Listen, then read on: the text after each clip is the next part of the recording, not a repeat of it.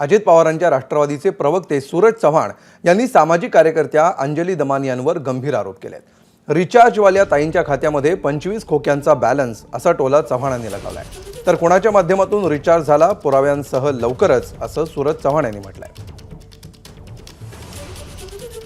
वर्षाला 25 देश फिरता, काहीही काम न करता 2.5 कोटीचा टॅक्स भरता आणि महाराष्ट्रातल्या जनतेला कधी उत्पन्नाचा स्रोत त्यांनी सांगितलेलं नाही.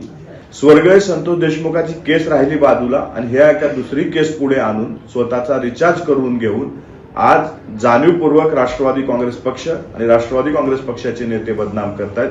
त्यांच्या खात्यावरती 25 खोक्याचा रिचार्ज झाल्यामुळं त्या एवढ्या ऍक्टिव्ह झालेल्या आहेत. लवकरच मी महाराष्ट्राच्या जनतेसमोर सर्व पुरावे सादर करणार आहे आणि ह्या कशा पद्धतीनं मोठ्या मोठ्या नेत्याला ब्लॅकमेल करतात ते महाराष्ट्राच्या जनतेला दाखवणार आहे. तर सूरज चव्हाणांच्या आरोपांनंतर अंजली दमानिया संतप्त झालेल्या आहेत.